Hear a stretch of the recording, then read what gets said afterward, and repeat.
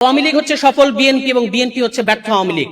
স্বরাষ্ট্রমন্ত্রী তিনি ক্রীড়া বিষয়ক প্রশ্নের উত্তর দেন, স্বাস্থ্য বিষয়ক প্রশ্নের উত্তর দেন, তিনি সব্যসাচী সমস্ত বিষয়ে প্রশ্নের উত্তর দেন। শুধু নিজের মন্ত্রণালয়ের অবস্থা ওই সাবেক অন্তর্বর্তী সরকারের সাবেক স্বরাষ্ট্র উপদেষ্টার চেয়েও ব্যর্থ স্বরাষ্ট্রমন্ত্রী তিনি।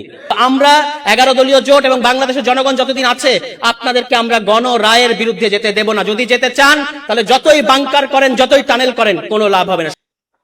আসসালামু আলাইকুম।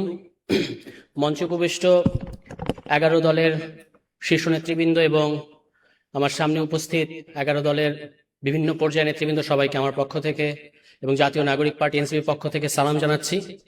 এখানে অত্যন্ত গুরুত্বপূর্ণ আলোচনা ইতিমধ্যেই বিদগ্ধ আলোচকেরা করেছেন। যিনি কিনোট স্পিকার আজকের, তিনি এই বিষয়টা নিয়ে আমাদের শিশির ভাই লম্বা সময় ধরে আমাদেরকে বলে যাচ্ছেন যে আসলে সরকার কি করছে। আপনারা যদি একটা বিষয় খেয়াল করেন, সেটা হচ্ছে যে সরকার সংসদীয় সার্বভৌমত্বের কথা বলছে, কিন্তু সরকার সংসদীয় সার্বভৌমত্বের নামে যে জিনিসটা বাংলাদেশে কায়েম করতে চাচ্ছে সেটা হচ্ছে সংসদীয় স্বৈরতন্ত্র। এবং আমাদের বিরোধী দলের সর্বমোট আসন হচ্ছে 78টা। কিন্তু আপনারা দেখেছেন এই সেশনটা যতটুকু গেল আমরা কি দেখলাম, বিরোধী দলের অন্তত 10-15 জন কথা বলেছেন জুলাই সনদের ব্যাপারে, গণভোটের ব্যাপারে, সংস্কারের ব্যাপারে, সংস্কার পরিষদের ব্যাপারে। কিন্তু এই যে 213 আসন বিশিষ্ট একটা 2/3 দল, তাদের কয়জনকে আমরা কথা বলতে দেখেছি? একজন কথা বলেন, পাশে দিয়ে আরেকজন কথা বলেন, অর্ধেক। এবং যিনি আবার যখন কথা বলেন, অর্থাৎ আইনমন্ত্রী, মিথ্যা কথা ছাড়া একটা সত্য কথা আমরা তার মুখ থেকে শুনি নাই।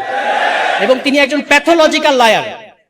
এই বিষয়ে, গুমের বিষয়ে, মানবাধিকার কমিশনের বিষয়ে যারা কাজ করেছেন তারা দেখিয়েছেন তিনি ইতিমধ্যেই সংসদে দাঁড়িয়ে অন্তত 10 থেকে 15টি অসত্য তথ্য, মানে তাদের ভাষা হচ্ছে অসত্য, মিথ্যা বলা যাবে না, অসত্য তথ্য দিয়েছেন জাতিকে। এবং যে কোনো সভ্য গণতান্ত্রিক দেশে এরপরে তিনি আর আইনমন্ত্রী হিসেবে থাকতে পারেন না। এবং তারা একজন চিফ প্রসিকিউটর বানিয়েছেন যিনি মানবতা বিরোধী অপরাধ এবং ফৌজদারি অপরাধের পার্থক্য বোঝে না। ফলে এই হচ্ছে বাংলাদেশে বিএনপি। এবং আপনারা জানেন যে বিএনপির এই খাসলত এটা কিন্তু নতুন না। বাংলাদেশকে সংকটের মুখে ঠেলে দেওয়া এটা বিএনপির একটা ঐতিহাসিক সিলসিলার মধ্যে আছে।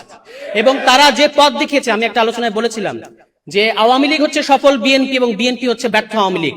কারণ আওয়ামী লীগ বিএনপি যে রাস্তা দেখিয়ে গেছে ওটা তারা করতে পারে নাই, সেই কাজগুলি আবার এসে আওয়ামী লীগ করে দেখিয়েছে, খুব সাকসেসফুলি করেছে। কিন্তু বিএনপি নিজের দেখানো রাস্তায় নিজে গিয়ে খাদের মধ্যে পড়েছে। আজকে আপনি পত্রিকা নিউজ দেখবেন যে এখন যে নতুন প্রধানমন্ত্রী বাসভবন হচ্ছে, সেখানে বাংকার করা হচ্ছে, সেখানে টানেল করা হচ্ছে। আপনি কোথায় যেতে চান? আপনি কোথায় যেতে চান? সংসদে তো আপনি নির্বাক থাকেন। এবং পার্লামেন্টারি ডেমোক্রেসির নামে আপনারা দেখেছেন যে স্বরাষ্ট্রমন্ত্রী তিনি ক্রীড়া বিষয়ক প্রশ্নের উত্তর দেন, স্বাস্থ্য বিষয়ক প্রশ্নের উত্তর দেন, তিনি সব্যসাচী সমস্ত বিষয়ে প্রশ্নের উত্তর দেন। শুধু নিজের মন্ত্রণালয়ের অবস্থা ওই সাবেক অন্তর্বর্তী সরকারের সাবেক স্বরাষ্ট্র উপদেষ্টার চেয়েও ব্যর্থ স্বরাষ্ট্রমন্ত্রী তিনি।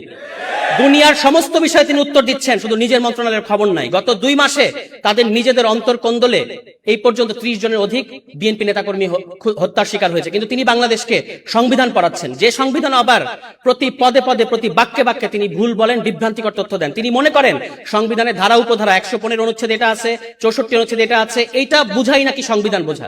তিনি এখন বাংলাদেশে অপ্রতিদ্বন্দ্বী সংবিধান বিশেষজ্ঞ হয়ে গেছেন। এবং তিনি মানে কত তার অডাসিটিটা আপনারা খেয়াল করবেন, সংসদে দাঁড়িয়ে পুরো জাতিকে তিনি অপমান করছেন। তিনি বলছেন তিনি মাস্টারি করছেন। যে কোনো সভ্য গণতান্ত্রিক দেশে এরপরে তাকে আর ওই জায়গায় কথা বলতে দিত না। আপনি আমাদের সংসদ নেতাকে দেখবেন তিনি নাকি জেস্টার পলিটিক্স করেন। আমি বলেছি তিনি একজন নির্বাক চলচ্চিত্র। সংসদে তিনি গাম্ভীর্যের সাথে বসে থাকেন।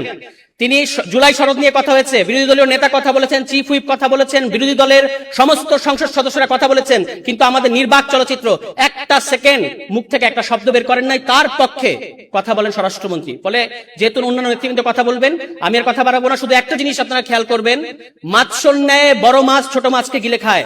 আর বিএনপির এই সংসদীয় স্বৈরতন্ত্রে ছোট রায় বড় রায়কে গিলে খেতে চাচ্ছে। কিন্তু আমরা 11 দলীয় জোট এবং বাংলাদেশের জনগণ যতদিন আছে আপনাদেরকে আমরা গণ রায়ের বিরুদ্ধে যেতে দেব না। যদি যেতে চান তাহলে যতই বাংকার করেন, যতই টানেল করেন, কোনো লাভ হবে না। সবাই ভালো থাকবেন। আসসালামু আলাইকুম।